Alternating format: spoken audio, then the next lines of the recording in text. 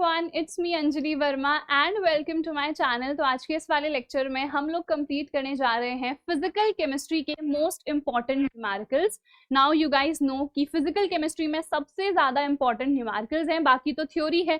तो अगर थ्योरी आपने पढ़ ली है तो आप क्वेश्चंस को इजीली सॉल्व कर लोगे। न्यूमेरिकल्स सबसे ज्यादा इंपॉर्टेंट हैं क्योंकि कुछ बच्चों को दिक्कत आती है सॉल्व करने में। तो 3 चैप्टर्स हैं, तीनों के न्यूमेरिकल्स हम लोग डिस्कस कर लेंगे। इसके अलावा ऑर्गेनिक केमिस्ट्री में मोस्ट इंपॉर्टेंट हैं आपके कन्वर्जन्स। कन्वर्जन्स के लिए भी ऑलरेडी मैंने वीडियो डाल दी है, जिसने नहीं देखी है चैनल पे जाके देख लो। इसके अलावा इन ऑर्गेनिक केमिस्ट्री में हर साल रिपीटेड क्वेश्चंस आते हैं, तो अगर आपको रिपीटेड क्वेश्चंस की वीडियो चाहिए है फॉर इन ऑर्गेनिक केमिस्ट्री तो आप लोग मुझे कमेंट सेक्शन में बता दीजिएगा, ठीक है। चलो स्टार्ट करते हैं with our very first question, जो कि बहुत आसान सा है। मास परसेंट वाला कॉन्सेप्ट मैंने आप लोगों को पढ़ाया हुआ है, वहीं पर से ये क्वेश्चन है, ठीक है। बहुत सिंपल सा एक फॉर्मूला है, तो देख लेते हैं। Calculate the mass percent of benzene and carbon tetrachloride, दोनों का ही निकालना है, ठीक है। इफ 22 ग्राम ऑफ बेंजीन, यानी कि जो मास है, ठीक है, W से डिनोट कर सकते हो, M से आपकी मर्जी है। तो जो मास है किसका, बेंजीन का, वो हमें गिवन है 22 ग्राम, ठीक है। फिर जो मास है कार्बन टेट्राक्लोराइड का, तो वो है 122 ग्राम। हमें मास परसेंट निकालना है। मास परसेंट का फॉर्मूला क्या होता है, जिसका भी आप मास परसेंट निकाल रहे हो, ऊपर उसका मास आता है और नीचे आता है टोटल मास, ठीक है। तो टोटल मास कितना होगा, 22 प्लस 122, यानी कि 144 ग्राम, ठीक है जी। तो सबसे पहले हम निकाल लेते हैं मास परसेंट ऑफ बेंजीन। तो कैसे निकालेंगे, हमने कहा उसका मास आएगा, नीचे आएगा टोटल मास। बहुत सारे बच्चे गलती ये करते हैं ना कि क्या ले लेते हैं नीचे, कि हमने बेंजीन को कार्बन टेट्राक्लोराइड में अगर मान लो घोल रखा है तो नीचे सिर्फ वो ले लेते हैं कार्बन टेट्राक्लोराइड का ही मास। तो यहाँ पे गलती हो जाती है। आपको क्या लेना है, you guys have to take the total mass over here, ठीक है।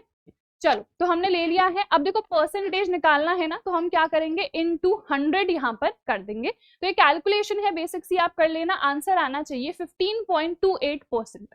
अब क्या अगर हमें CCl4 का निकालना है तो हमको फिर से ये पूरी कैलकुलेशन करनी पड़ेगी, नहीं, ठीक है। सिर्फ एक का ही निकालो, दूसरे का 100 माइनस करके निकाल दो, ठीक है। 100 माइनस 15.28 करोगे तो ये आपको आंसर मिल जाएगा, ठीक है। तो बस एक को कैलकुलेट करो, दूसरा 100 माइनस करके आपको इजीली मिल जाएगा, ठीक है।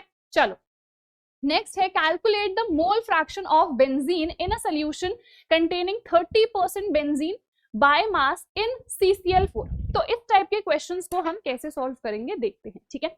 तो हमें मोल फ्रैक्शन निकालना है। तो मोल फ्रैक्शन मान लो A का निकालना है, तो क्या होता है, number of moles of A, और नीचे हम लेते हैं जो भी टोटल नंबर ऑफ मोल्स होंगे। जैसे यहाँ पे तो सिर्फ 2 ही है, बेंजीन और CCl4, तो नीचे हमने 2 ही लिखे हैं, ठीक है।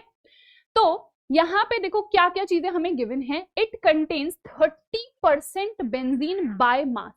इसका मतलब क्या है कि 30 ग्राम बेंजीन है, ठीक है, 30 ग्राम बेंजीन है इन 100 ग्राम ऑफ सोल्यूशन। क्योंकि हमने क्या कहा, जब हम मास परसेंट निकाल रहे हैं तो नीचे हमने पूरे सोल्यूशन का मास लिया है ना, टोटल मास लिया है। तो which means total mass solution का कितना है, 100 है। तो अगर मैं आपसे पूछूं CCl4 का कितना होगा मास, तो आप कहोगे 100 माइनस 30, यानी कि 70 ग्राम होगा, ठीक है। ओके, तो अब यहाँ पे देखो, सबसे पहले A मान लो मैंने बेंजीन को ले रखा है, तो सबसे पहले मैं Na निकाल लेती हूँ। नंबर ऑफ मोल्स क्या होता है, मास अपॉन मोलर मास, ठीक है। तो इसका मास मुझे कितना गिवन है, 30।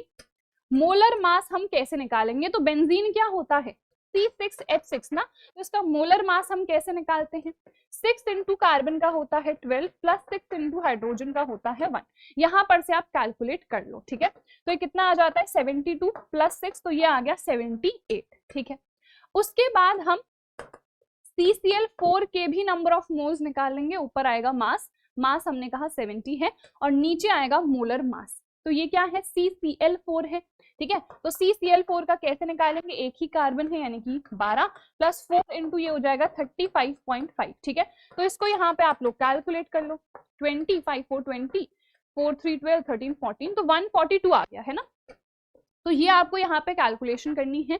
You have to put it over here और आपका आंसर आपको मिल जाएगा मोल फ्रैक्शन ऑफ बेंजीन। बस यहाँ पे कैलकुलेशन ही मैटर करती है, बाकी तो एज इट इज फॉर्मूला आपको पुट करना है, ठीक है।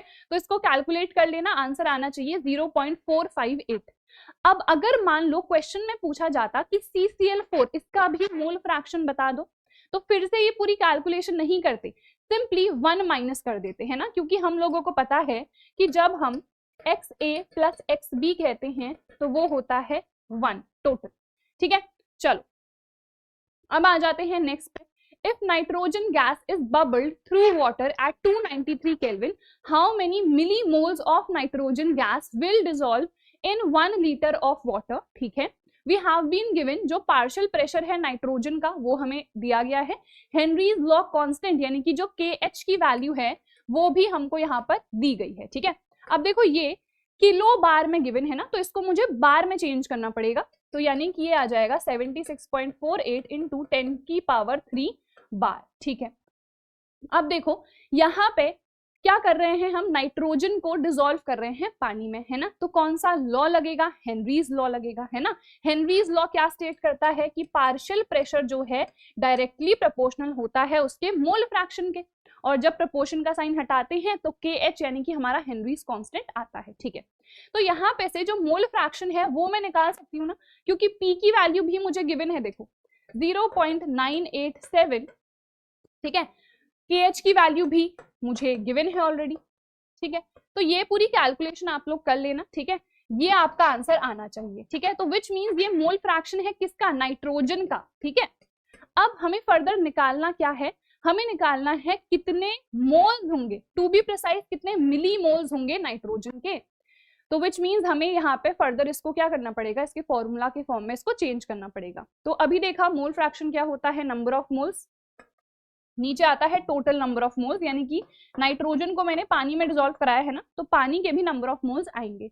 तो पानी का जो नंबर ऑफ मोल है वो मैं इजीली निकाल सकती हूँ ना, कैसे निकाल सकती हूँ, फॉर्मूला होता है मास अपॉन मोलर मास, ठीक है। अब मास हमें कितना गिवन है, देखो 1 लीटर ऑफ वाटर है, ठीक है। पानी की जो डेंसिटी होती है वो भी 1 होती है ना। आपको पता है density equals to mass upon volume, density 1 है, ठीक है।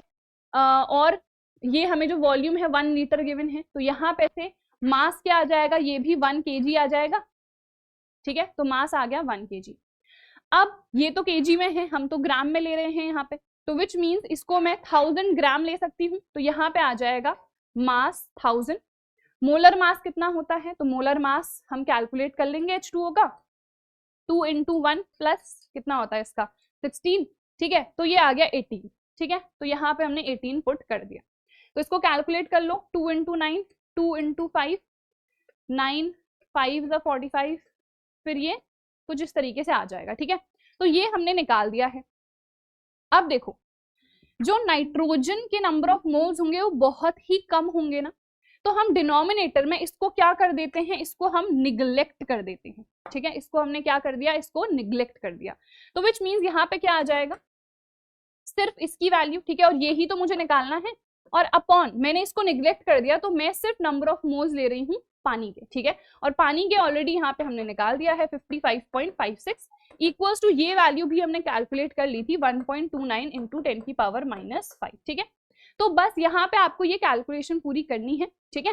एंड मिली मोल्स में चाहिए था ना, तो ये आंसर एक्चुअल में आ रहा होगा जब आप इसको सॉल्व करोगे 0.72 × 10 की पावर -3, इतना मोल ही आ रहा होगा, ठीक है,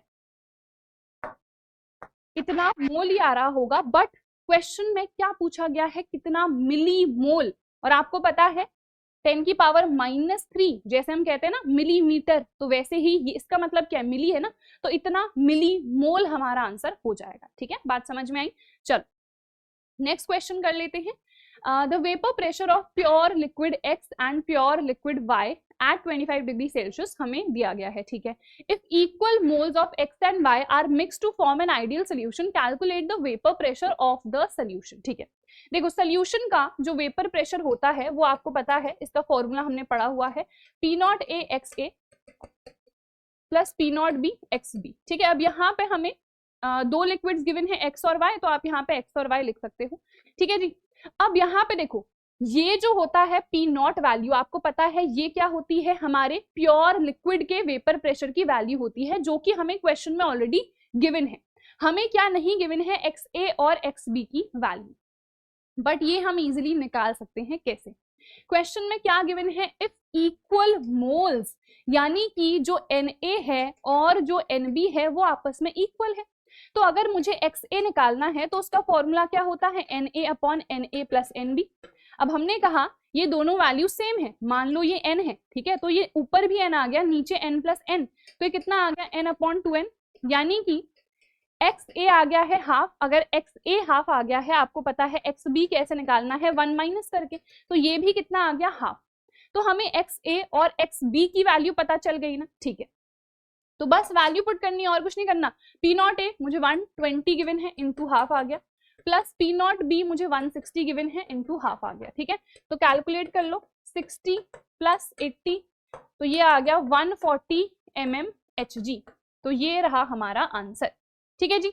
चलिए next question, 30 gram of urea is dissolved in 846 gram of water, calculate the vapour pressure of water in the solution. ठीक है, क्या गिवन है हमें, vapour pressure of pure water, यानी कि जो पी नॉट की वैल्यू है ना वो हमको गिवन है। तो यहाँ पे रॉल्स लॉ सिंपली हम लगा सकते हैं, हमें पता है P A equals to P naught A X A होता है, ठीक है। तो मुझे बेसिकली यही तो निकालना है ना, देखो वेपर प्रेशर ऑफ वाटर निकालना है मुझे, तो मुझे यही वैल्यू यहाँ पर चाहिए है, ठीक है।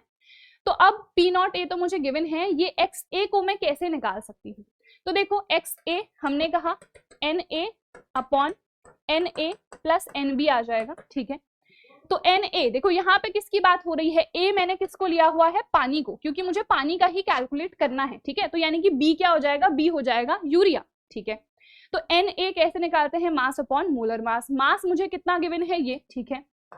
मास अपॉन मोलर मास अभी देखा था 18 आया, ठीक है, अपॉन यहाँ पे भी यही सेम वैल्यू आ जाएगी, प्लस बी क्या है ये, यूरिया, यूरिया का फॉर्मूला क्या होता है, NH2CONH2, ठीक है। तो इसका मास मुझे 30 गिवन है, मोलर मास हम निकाल देते हैं। तो 2 नाइट्रोजन है 2 × 14 प्लस 4 हाइड्रोजन है 4 × 1 प्लस 1 कार्बन है 12 और 1 ऑक्सीजन है 16, ठीक है। 28 प्लस ये 16 प्लस 16 32 हो जाएगा, 8 9 10 3 4 5 6, ठीक है। तो ये आ गया 60, तो ये तो मेरे पास हाफ आ जाएगा।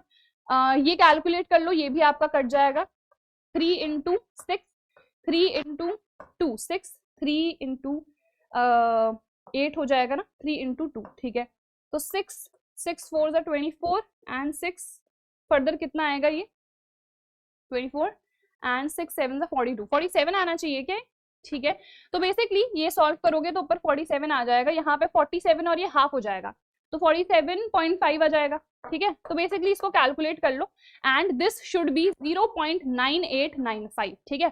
तो अगर मान लो यूरिया का पूछा जाता तो 1 माइनस करके आप इजीली निकाल लेते, ठीक है। तो हमें ये वैल्यू पता चल गई, ये हमें पता है, तो बस मल्टीप्लाई करा दो ना, ठीक है। ये कितना है 23.8 और ये है कितना आया, हमने कहा 0.9895, तो ये कैलकुलेट करके आपका आंसर आ जाएगा 23.55 mmHg, ठीक है। चलिए next question, a solution containing 60 gram of a non-volatile solute in 250 gram of water freezes at this, ठीक है। Calculate the molar mass of the solute given KF हमें गिवन है और freezing point of pure liquid, यानी कि जो T0F है वो मुझे गिवन है यहाँ पे, ठीक है। और ये क्या है, दिस इज TF। हमें क्या चाहिए होता है, कोलिगेटिव प्रॉपर्टी क्या है, कोलिगेटिव प्रॉपर्टी है रिलेटिव नहीं, depression in the freezing point, ठीक है। तो depression in the freezing point मुझे निकालना है, ये निकालना है, विच मीन्स है ना, तो ये कितना होता है T0F माइनस TF। तो 273 माइनस 270.67 आपको बेसिकली करना है, ठीक है। तो यहाँ पे कैलकुलेशन कर लो, 10 तो 3 2.23 केल्विन आ गया, ठीक है। अब हमें पता है डेल TF क्या होता है, इट इज KF × M, जहाँ पे M क्या होती है, हमारी मोलैलिटी होती है, ठीक है।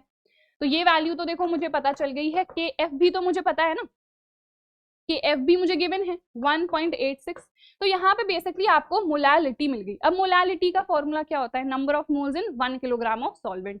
नंबर ऑफ मोल क्या होता है, मास अपॉन मोलर मास। तो ऊपर मास आ जाता है जिसको मैं यूजुअली W से डिनोट करती हूँ, नीचे मोलर मास आता है जिसको इन टाइप के न्यूमेरिकल्स में मैं M' से डिनोट कर देती हूँ, और नीचे क्या आता है, हमने कहा 1 किलोग्राम ऑफ सॉल्वेंट, यानी कि सॉल्वेंट का मास आता है जिसको मैं स्मॉल M' से डिनोट कर देती हूँ। ठीक है, अब देखो मुझे और भी वैल्यूज गिवन है, मुझे मास गिवन है इसका, ठीक है, तो 60 ग्राम मैंने पुट कर दिया। मुझे मोलर मास निकालना है, यानी कि M' मुझे नहीं पता है। ठीक है, और देखो मुझे पानी, यहाँ पे सॉल्वेंट है ना, तो पानी का मास भी गिवन है, पर आपको पता है यहाँ पे आपको इसको किलोग्राम में ही लेना होता है, तो इसको चेंज कर दो 250/1000 किलोग्राम, तो ये कितना आ गया 0.25 किलोग्राम। ठीक है, तो यहाँ पे जब आप पुट करोगे ना तो 0.25 पुट करोगे, 250 पुट कर दिया तो आपका आंसर गलत होगा। ठीक है, तो बस आपको M' निकालना है, क्रॉस मल्टीप्लाई करा दो। ठीक है, M' को उधर भेज दो, it will B 60 into 1.86 upon 0.25 into 2.23। ठीक है, तो ये कैलकुलेट कर लेना। ठीक है, और आपका आंसर कितना आना चाहिए, your answer should be around 192 ग्राम पर मोल। ठीक है, चलो आगे बढ़ते हैं। तो पहले चैप्टर के जो क्वेश्चंस हैं वो हो गए हैं हमारे कंप्लीट। अब हम लोग आ जाते हैं हमारे नेक्स्ट चैप्टर पे, जो कि है इलेक्ट्रोकेमिस्ट्री। ये चैप्टर भी काफी इंपॉर्टेंट है, तो देखते हैं। सबसे पहला क्वेश्चन है, calculate the EMF of the following cell at 25 degree Celsius. ठीक है, तो हमें इसका कॉन्सेंट्रेशन भी गिवन है, E0 सेल भी गिवन है, और ये तो आपको पता ही है log 10 की पावर n क्या होता है, n log 10, और log 10 की वैल्यू 1 होती है, तो ये n ही आता है। तो ये चीज अगर क्वेश्चन में नहीं भी गिवन है तभी भी आपको पता होनी चाहिए। ठीक है, सारे log के फॉर्मूलाज और log 2, 3, 5, 7 ये सब की वैल्यूज भी आपको पता होनी चाहिए। ठीक है, चलो अब देखो, ये जो आपको यहाँ पे इक्वेशन गिवन है ना, ये एक्चुअल में गलत गिवन है। ठीक है, ऐसे क्वेश्चंस भी आते हैं जहां पे एग्जामिनर आपको कंफ्यूज करने के लिए गलत इक्वेशन देते हैं, आपको उसको खुद करेक्ट करना है। कैसे करोगे बताती हूँ। देखो, सबसे पहली बात, इसके अकॉर्डिंग ये क्या होना चाहिए, एनोड, क्योंकि हमने कहा लेफ्ट में तो हम एनोड को ही लिखते हैं, और एनोड पे ऑक्सीडेशन होता है, और इस साइड पे क्या होना चाहिए, हमने कहा कैथोड होना चाहिए, और कैथोड पे होता है रिडक्शन। तो हम रिएक्शन क्या हो रही है वो देख लेते हैं। ठीक है, तो रिएक्शन को मैं कैसे लिख सकती हूँ, मैंने कहा यहाँ पे ऑक्सीडेशन हो रहा होगा, तो Ag प्लस में चेंज हो रहा है, यानी कि एक इलेक्ट्रॉन को ये निकालेगा। ठीक है, Cu2 प्लस हमने कहा Cu में चेंज हो रहा होगा, तो 2 इलेक्ट्रॉन्स को ये एक्सेप्ट करेगा। ठीक है, यहाँ भी 2 इलेक्ट्रॉन्स हैं, तो मुझे इस पूरी इक्वेशन को भी 2 से मल्टीप्लाई कराना पड़ेगा। ठीक है, कर दिया हमने। अब दोनों को ही ऐड कर दो। ठीक है, दोनों को ही अगर हम ऐड करेंगे तो ये क्या आ जाएगा, देखो 2Ag plus Cu2 plus is forming 2Ag plus Cu। अब ये रिएक्शन जब हम लोग लिखते हैं ना, तो इससे हमें क्या पता चलता है, यहां से हमें ये पता चल रहा है कि सिल्वर क्या कर रहा है, कॉपर को डिस्प्लेस कर रहा है। क्या ऐसा पॉसिबल है? रिएक्टिविटी सीरीज सब लोगों ने पढ़ा है ना, पढ़ी है, आपको पता है सिल्वर कॉपर के नीचे आता है। क्या सिल्वर कॉपर को डिस्प्लेस कर सकता है? नहीं कर सकता है। अगर सिल्वर कॉपर को डिस्प्लेस नहीं कर सकता है तो इसका साफ साफ मतलब है कि ये रिएक्शन तो गलत हो गई, तो एक्चुअल में ये रिएक्शन होती ही नहीं है। ठीक है, रिएक्शन क्या होगी, रिएक्शन यहाँ पे होगी कि हमारा जो कॉपर है वो ऑक्सीडाइज होगा, ये रिएक्शन होगी, और जो हमारा सिल्वर आयन है वो इलेक्ट्रॉन्स को एक्सेप्ट करके उसका होगा रिडक्शन। ठीक है, तो विच मीन्स कॉपर हमारा एनोड के फॉर्म में एक्ट करना चाहिए और ये हमारा कैथोड के फॉर्म में एक्ट करना चाहिए, क्योंकि यहाँ पे रिडक्शन हो रहा है। ठीक है, तो यहाँ पे 2 इलेक्ट्रॉन्स है, तो इसको भी मुझे 2 से मल्टीप्लाई कराना पड़ेगा। ठीक है, तो दोनों को ऐड कर दो, Cu plus 2Ag plus and it is forming this. ठीक है, तो विच मीन्स सही रिएक्शन हमारी होगी क्या, सही रिएक्शन होगी Cu/Cu2 प्लस, और हम 2 ऐसे लाइंस बनाते हैं, and then Ag plus this is getting change into Ag। तो ये है हमारी सही इक्वेशन। ठीक है, ये जो हमने लिखी है ना ये गलत है। ठीक है, तो विच मीन्स इसके अकॉर्डिंग अब हम यहाँ पे नर्स्ट इक्वेशन लगाएंगे। तो हम कैसे लगा सकते हैं, चलो फॉर्मूला तो आपको पता है, E cell equals to E0 cell minus 0.0591 upon n log. अब यहाँ पे ऊपर किसका कॉन्सेंट्रेशन आता है, रिएक्शन आपको हमेशा लिखनी है, यहाँ पे जो भी राइट हैंड साइड को आएगा उसका कॉन्सेंट्रेशन पहले आएगा, यानी कि Cu2 प्लस का, और नीचे किसका आएगा, Ag प्लस का। अब हमने कहा जो स्टाइक्योमेट्रिक कोएफिशिएंट है वो भी हम यहाँ पे लिखेंगे, that is very very important, ठीक है। चलो अब ई नॉट सेल मुझे गिवन है 0.46, ठीक है। एन की वैल्यू क्या है, नंबर ऑफ इलेक्ट्रॉन्स 2, हमने ऑलरेडी देख लिया, ठीक है। कॉपर का कॉन्सेंट्रेशन कितना गिवन है, 10 की पावर -1, ठीक है। इसका कॉन्सेंट्रेशन कितना गिवन है, 10 की पावर -3, और इसका स्क्वायर हो गया ना, देखो बाहर पे स्क्वायर भी है, तो 10 की पावर -6 आ जाएगा, ऊपर जाएगा तो -1 + 6 यानी कि 10 की पावर 5 ये हो जाएगा, ठीक है। तो इसको सिंपली सॉल्व कर लो, -0.0591/2 इंटू 5, log 10 की वैल्यू 1 होती है, अभी मैंने कहा, तो बस आपको ये कैलकुलेट करना है एंड आपका आंसर आना चाहिए 0.31 वोल्ट, ठीक है। चलो बहुत इंपॉर्टेंट क्वेश्चन है, मोस्टली करेक्ट ही इक्वेशन गिवन रहती है, पर अगर इस टाइप का क्वेश्चन आ गया तो आपको पता होना चाहिए कि भाई कौन सा रिएक्टिव है, कौन सी रिएक्शन स्पॉन्टेनियस है, कौन सी नहीं है, ठीक है। चलो नेक्स्ट में आ जाते हैं, calculate the EMF of the following, again वही चीज आपको करनी है। E cell equals to E not cell मुझे गिवन है -0.0591/n, ठीक है। अब यहाँ पे जब आप इक्वेशन लिखोगे तो mg चेंज हो रहा है Mg2+ में, 2 इलेक्ट्रॉन्स निकाल रहा है, Cu2+ चेंज हो रहा है Cu में, 2 इलेक्ट्रॉन्स को ये गेन कर रहा है, तो n की वैल्यू 2 है, ठीक है। देन लॉग, ऊपर क्या आएगा, तो हमने कहा ओवरऑल रिएक्शन को आप लिख के देख लो, तो हमने कहा Mg plus Cu2+ is forming Mg2+ plus Cu, and obviously magnesium ज्यादा रिएक्टिव है कॉपर से, तो कॉपर को डिस्प्लेस वो कर सकता है, ठीक है। तो Mg2+ का यहाँ पे कॉन्सेंट्रेशन आएगा जो कि कितना है 0.1, जिसको मैं 10 की पावर -1 लिख सकती हूँ। नीचे क्या आ जाएगा, कॉपर 10 की पावर -3, ठीक है। ऊपर जाएगा तो ये हो जाएगा कितना, 10 की पावर 2, ठीक है। और इसको आप सॉल्व करोगे तो ये कितना आ जाएगा, इंटू 2, log 10 होता है 1, तो ये आ जाएगा 2.71 माइनस 0.0591, ठीक है। तो ये आ गया 9, ये आ गया 0, ये आ गया इधर पे 10, तो इट विल बी 5 एंड 6 ही आना चाहिए, तो इतना कुछ आंसर आना चाहिए, एंड यही आंसर है 2.651 वोल्ट, ठीक है। चलिए next, resistivity of a 0.8 m solution of an electrolyte is this, calculate its molar conductivity। तो मोलर कंडक्टिविटी का फॉर्मूला हमें पता है, कप्पा इंटू 1000/c। हमें रेजिस्टिविटी गिवन है यानी कि रो गिवन है, ठीक है।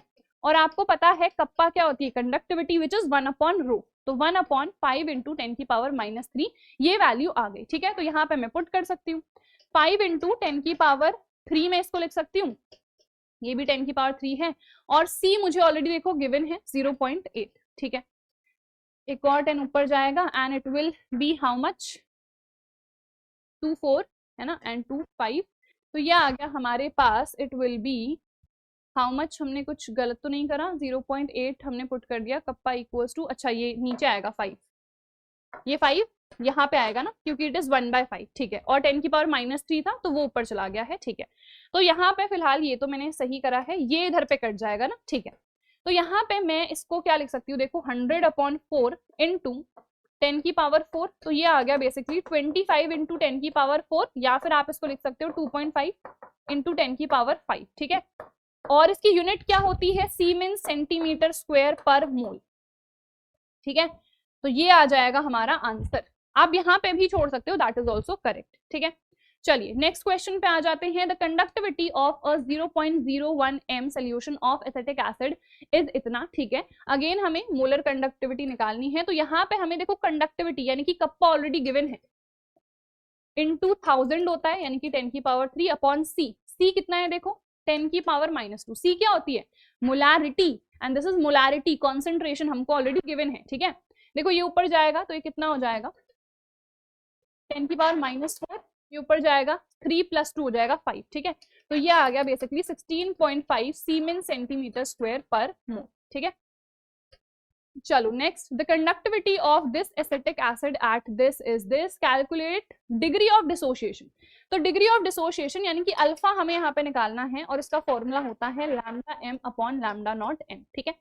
तो λ0m हमें ऑलरेडी गिवन है क्वेश्चन में, तो हमें विच मीन्स क्या निकालना है, λm निकालना है, जिसमें सेम फॉर्मूला आपका लगेगा, ठीक है। तो कंडक्टिविटी कितनी है 4.1 इंटू 10 की पावर -5, ठीक है, इंटू 10 की पावर 3, कॉन्सेंट्रेशन कितना है देखो 10 की पावर -3, ठीक है। 10⁻⁴ प्लस ये 6 हो जाएगा तो ये आ जाएगा 41। ठीक है, तो यहाँ पे अल्फा आप निकालोगे तो ये हो जाना चाहिए 41/390.5।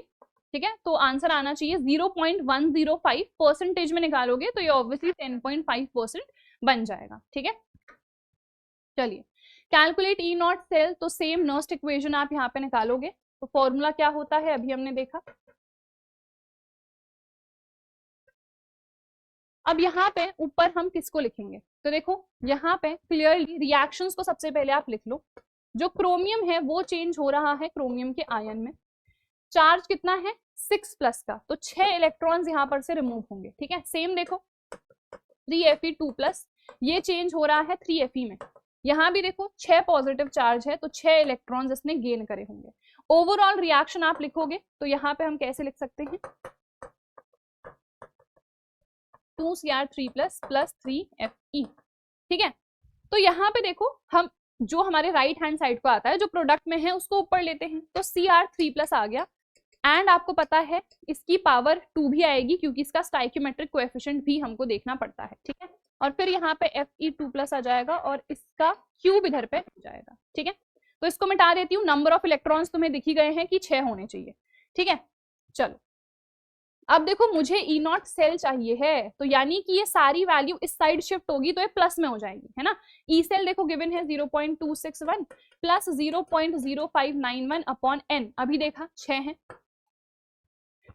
इसका कॉन्सेंट्रेशन देखो कितना है 10⁻⁻²। ठीक है, तो इसका स्क्वायर अपॉन इसका भी 10⁻⁻² और इसका क्यूब यहाँ पर हो जाएगा 10⁻⁻4 और प्लस 6 हो जाएगा, सो 10⁻²। ठीक है, तो इसको आप इजीली सॉल्व कर सकते हो। 0.261 प्लस 0.0591/6 × 2 log 10 होता है 1, ये यहाँ पे कैंसिल हो गया, ऐड कर लेना, आंसर आ जाएगा 0.2807 वोल्ट। ठीक है, चलिए electric resistance of a column of इतना m KOH solution of diameter this and length this is this, हमें मोलर कंडक्टिविटी निकालनी है। तो अगेन हमें यानी कि कप्पा × 1000/c वाला फॉर्मूला यूज करना पड़ेगा, बट उससे पहले हमें कप्पा निकालना पड़ेगा। अब यहाँ पे देखो हमें रेजिस्टेंस गिवन है ना, रेजिस्टेंस का ही फॉर्मूला मैं यहाँ पर यूज करूंगी जो कि ये होता है। ठीक है, तो रेजिस्टेंस मुझे गिवन है इतनी। ठीक है, equals to rho into L, length कितनी है इसकी देखो 45.5 सेंटीमीटर, एरिया क्या होती है πr², तो पुट कर दो पाई की वैल्यू 22/7 होती है, तो ये 7 ऊपर चला जाएगा। r² ना, देखो डायमीटर मुझे 1 गिवन है तो रेडियस कितनी होगी 1/2, तो 1/2 का स्क्वायर हो जाएगा यानी कि 4 आ जाएगा, है ना। तो ये 4 यहाँ तो मल्टीप्लाई होगा नहीं क्योंकि 1/2 के फॉर्म में होगा तो वो ऊपर चला जाएगा, है ना। तो ये बेसिकली 4 भी इधर पे ही मल्टीप्लाई हो जाएगा, यहीं पे लिख देती हूँ। ठीक है, अब यहाँ से आपको रो पता चल जाएगा, बट हमें रो तो चाहिए नहीं, हमें क्या चाहिए, हमें चाहिए कप्पा। तो यहाँ पे मैं इसकी जगह पे कप्पा पुट कर सकती हूँ, रो इक्वल्स टू 1/k फॉर्मूला होता है। तो यहाँ पे से आप इजीली इसको कैलकुलेट कर सकते हो, इट वुड बी 45.5 × 7 × 4 अपॉन 22 × 4.55 × 10⁻3। ठीक है, अब बेसिक सी यहाँ पे कैलकुलेशन है, कप्पा आपका आ जाएगा, चाहो तो यहाँ पे डायरेक्टली भी पुट कर सकते हो। ठीक है, कप्पा ये आ गया, फिर आपको क्या करना है इंटू 1000 ना, तो इंटू 10⁻3 कर दो अपॉन सी हमें गिवन है यस 0.05, जिसको आप 5 × 10⁻⁻2 भी लिख सकते हो। ठीक है, तो डायरेक्ट भी आप ये कैलकुलेशन कर सकते हो। देखो ये आपका इधर पे कट जाएगा, ये दोनों आपस में कट जाएंगे। ठीक है, यहाँ पे 2 से काट देना एंड आंसर आपका इतना आना चाहिए। ठीक है, चेक कर लेना, कैलकुलेशन ही है इसीलिए मैं ज्यादा बता नहीं रही हूँ। चलो next, calculate the limiting molar conductivity of CaSO4 given. Limiting molar conductivity calcium ion की और सल्फेट आयन की हमें गिवन है। तो देखो यहाँ पे अगर आपको CaSO4 की लिमिटिंग मोलर कंडक्टिविटी निकालनी है तो आपको पता है आप इसको रिप्रेजेंट कर सकते हो in the form of cation and anion, यही तो हमें कोलरॉच लॉ ने बताया था ना। तो ये दोनों वैल्यूज तो मुझे ऑलरेडी गिवन है, तो आपको क्या करना है, सिंपली दोनों को ऐड कर देना है, प्लस 160, तो ये आ गया 279 सीमेन सेंटीमीटर स्क्वायर पर मोल। ठीक है, चलिए फर्स्ट ऑर्डर रिएक्शन। ठीक है, तो अब हम लोग पहुंच चुके हैं हमारे थर्ड चैप्टर में। थर्ड चैप्टर के अब हम न्यूमेरिकल्स को सॉल्व कर लेते हैं। A first order reaction is 25% complete in 40 minutes, time मुझे यहाँ पे गिवन है। ठीक है, calculate the value of the rate constant, ठीक है, सबसे पहले हमें रेट कांस्टेंट यानी कि के निकालना है, फिर in what time will the reaction be 80% complete. अब देखो इस टाइप के क्वेश्चंस को हम कैसे सॉल्व करते हैं।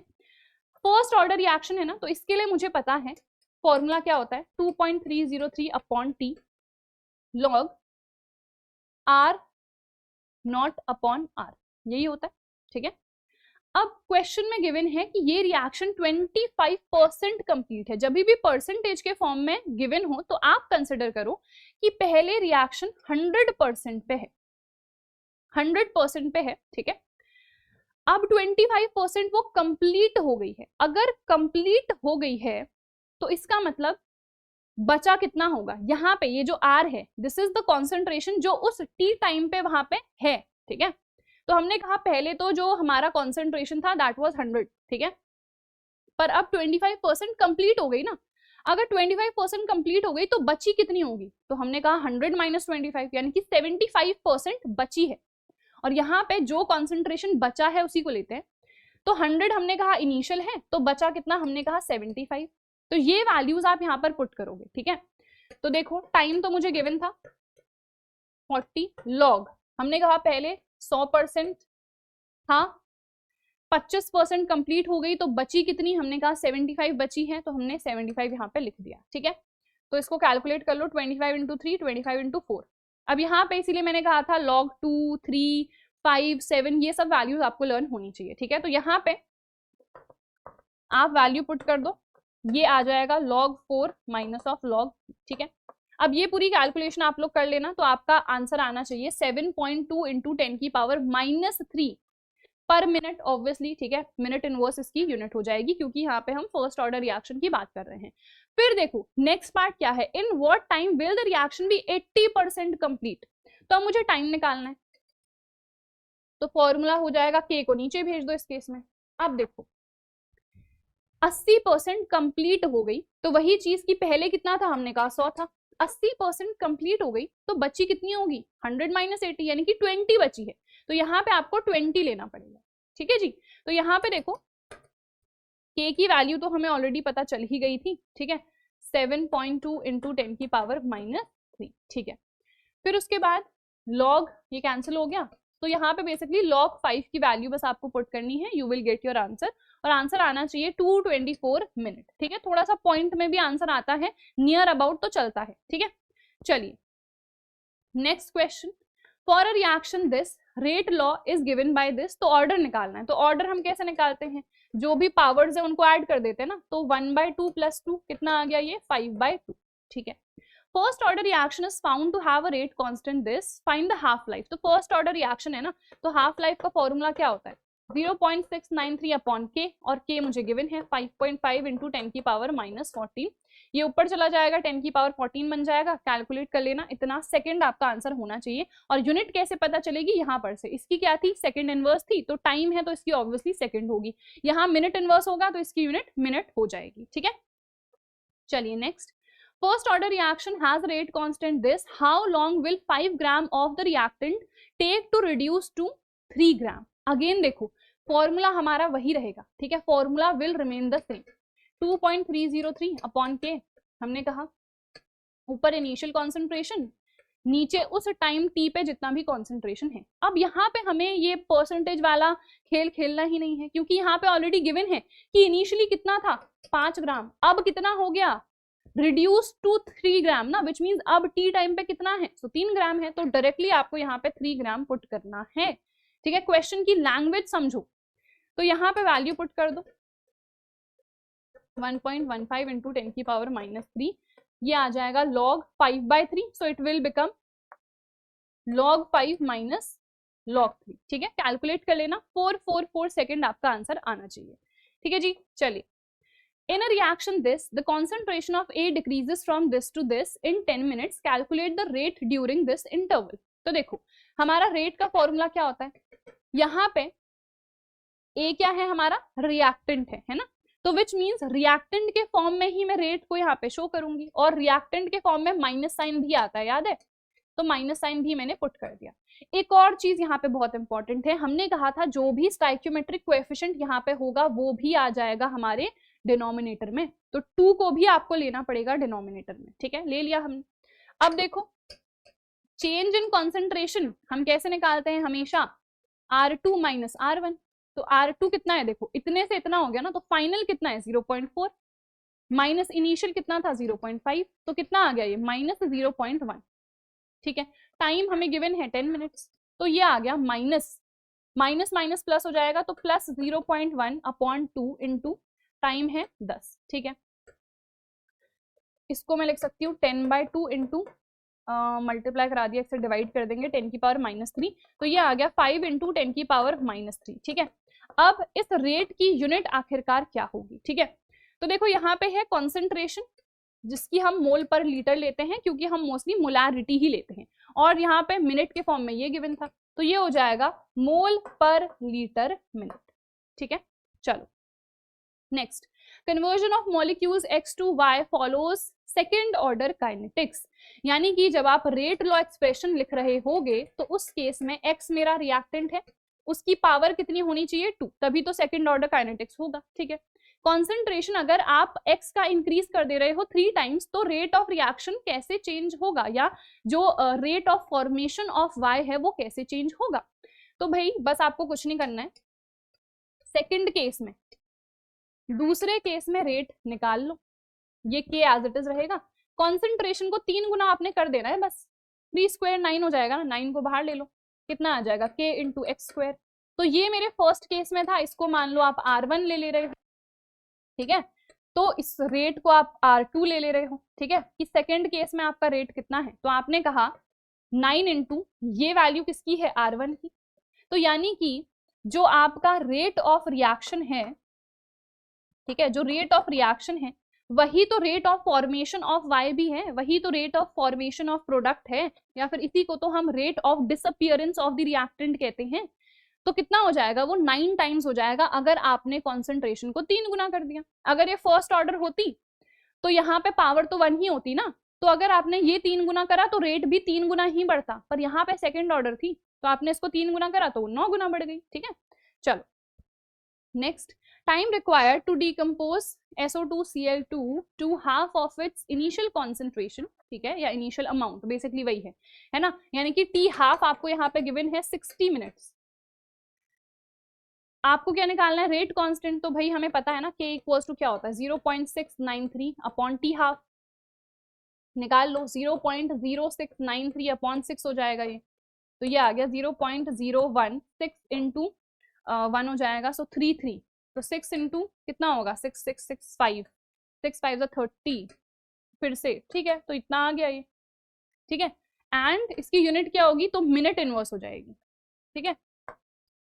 चलिए नेक्स्ट क्वेश्चन पे बढ़ते हैं।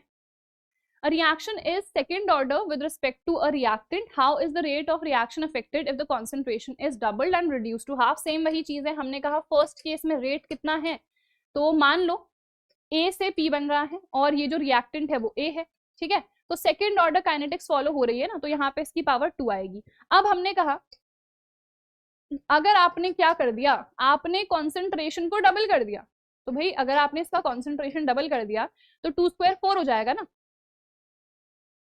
यानी कि ये हो जाएगा हमारा 4 टाइम्स, ठीक है। जो हमारा कॉन्सेंट्रेशन है, सॉरी जो रेट ऑफ रिएक्शन है वो हो जाएगा 4 टाइम्स अगर आपने कॉन्सेंट्रेशन को दुगना कर दिया। एंड नेक्स्ट हमारे पास है अगर आपने रिड्यूस टू हाफ कर दिया, यानी कि उसका आधा कर दिया, तो उस केस में क्या हो जाएगा, इसको R3 मान लेते हैं, तो ये हो जाएगा 1/2, ठीक है, 1/2 का स्क्वायर 1/4, तो 1/4 ले लो आप, तो विच मीन्स अगर आपने हाफ कर दिया कॉन्सेंट्रेशन तो जो हमारा रेट ऑफ रिएक्शन है वो 1/4 टाइम्स हो जाएगा दी इनिशियल रेट, ठीक है, दी इनिशियल रेट। और इनिशियल रेट हमने कितना लिया है, या ओरिजिनल रेट भी इसको कह सकते हो, ठीक है, जो भी ओरिजिनल रेट था उसका ये 1/4 टाइम्स हो जाएगा और ये इसका 4 टाइम्स हो जाएगा, ठीक है, यानी कि 4 गुना हो जाएगा और ये 1/4 टाइम्स हो जाएगा, यानी कि 4 गुना घट जाएगा, ठीक है। चलो for first order reaction show that time required for 99% completion is twice the time required for completion of 90%. इस टाइप के क्वेश्चंस भी काफी आते हैं और इनको सॉल्व करने का बहुत आसान तरीका है, ठीक है।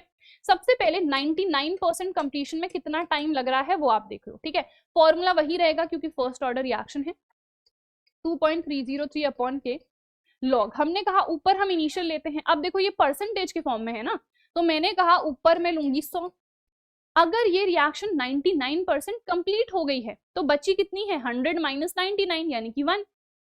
तो यानी कि अब जो मेरा कॉन्सेंट्रेशन है वो 1 ही बचा है, ठीक है। तो ये मैंने पुट कर दिया। इसको देखो मैं क्या लिख सकती हूँ, लॉग 100 है ना, 100 को मैं log 10 का स्क्वायर लिख सकती हूँ। अब आपको पता है 2 बाहर आ जाएगा और log 10 क्या होता है, 1 होता है, तो इसको मैं लिख सकती हूँ 2 इंटू 2.303 अपॉन के, ठीक है। अब हम निकालेंगे टाइम 90% कंप्लीशन में, फॉर्मूला रिमेन्स द सेम। हमने कहा इनिशियली 100 था, अब कितना हो गया, क्योंकि 90% तो वो कंप्लीट हो गई है ना, तो बचा कितना होगा, 100 माइनस 90 यानी कि 10 बचा होगा। तो यहाँ पे हमने 10 लिख दिया, ये कट गया। log 10 कितना होता है, 1, विच मीन्स ये कितना आ गया, देखो 2.303 अपॉन के। आपको कुछ नहीं करना, ये वैल्यू उठा के यहाँ पे पुट कर दो ना, इसके जगह पे, ठीक है, इसके जगह पे पुट कर दो।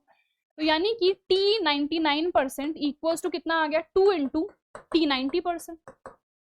यही तो आपको प्रूफ करना था कि 99% कंप्लीशन में जो टाइम लग रहा है दैट इज ट्वाइस जो 90% कंप्लीशन में टाइम लग रहा है, ठीक है। चलो next, a first order reaction takes 40 minutes for 30% decomposition, calculate t half, ठीक है। तो देखो सबसे पहले यहाँ पे हमें क्या निकालना पड़ेगा, टाइम हमें गिवन है 40 मिनट, 30% वो डिकम्पोज हो रही है, तो यहाँ पे से मैं पहले k कैलकुलेट करूंगी, ठीक है। तो k equals to 2.303 upon t आता है, टाइम है 40, लॉग ऊपर आता है इनिशियल कॉन्सेंट्रेशन।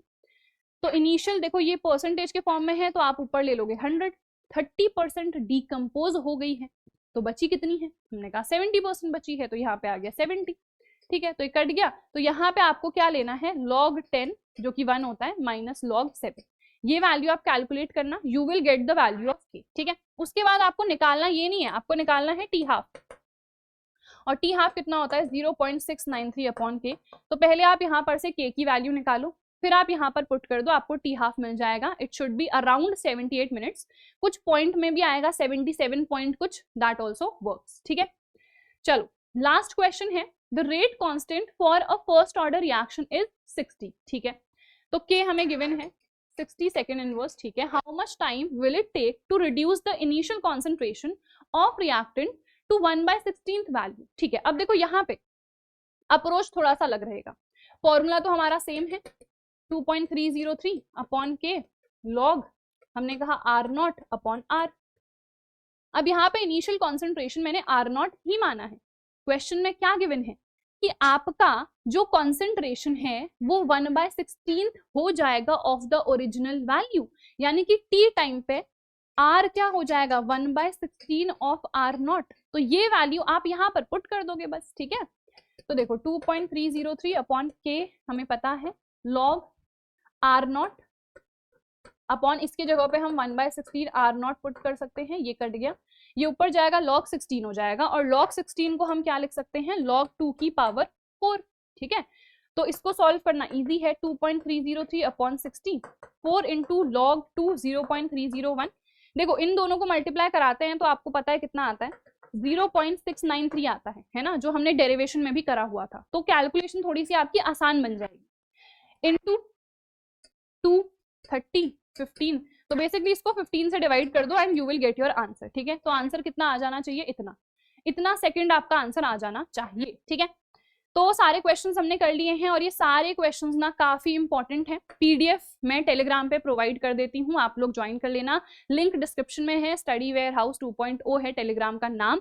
सारी पीडीएफ आपको मिल जाएंगी, इवन अगर हम ऑर्गेनिक कन्वर्जन्स की बात करें या फिर इसकी, या आगे हम इनऑर्गेनिक कन्वर्जन्स की बात करेंगे, इनऑर्गेनिक कन्वर्जन नहीं सॉरी, इनऑर्गेनिक के मोस्ट इंपॉर्टेंट क्वेश्चंस की बात करेंगे, ठीक है। और जो चैप्टर वाइज नोट्स की पीडीएफ है वो भी मैंने ऑलरेडी डाल दी है, तो आप लोग जाके डाउनलोड कर सकते हो टेलीग्राम से, ठीक है। सो दैट इज इट यार, आई होप इस लेक्चर से आपको काफी बेनिफिट मिला होगा। अगर मिला है तो please like this video, share this video with your friends, और अगर अभी तक आप लोगों ने चैनल को सब्सक्राइब नहीं करा है तो जल्दी से कर लो।